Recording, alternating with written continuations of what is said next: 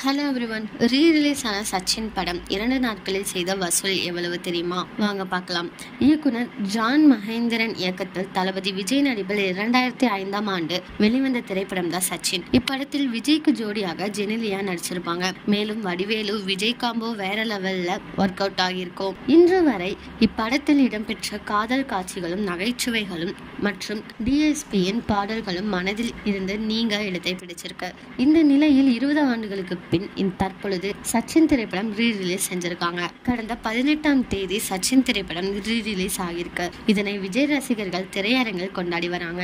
Rerelease ஆகி 2 நாட்களில் இந்த படம் உலகளவில் செய்திருக்கும் வசூல் குறித்து தகவல் வெளியாகிருக்கு. அதன்படி சச்சின் திரைப்படம் 2 நாட்களில் ரூபாய் 4 கோடி வசூல் செஞ்சிருக்காம். உங்களை யாரெல்லாம் இன்னும் சச்சின் படம் பார்க்கலையோ அவங்க எல்லாம் கமெண்ட்ல சொல்லுங்க. இதே மாதிரி லேட்டஸ்ட் சினிமா நியூஸ் அப்டேட்க்கு இந்த சேனலை சப்ஸ்கிரைப் பண்ணிக்கோங்க.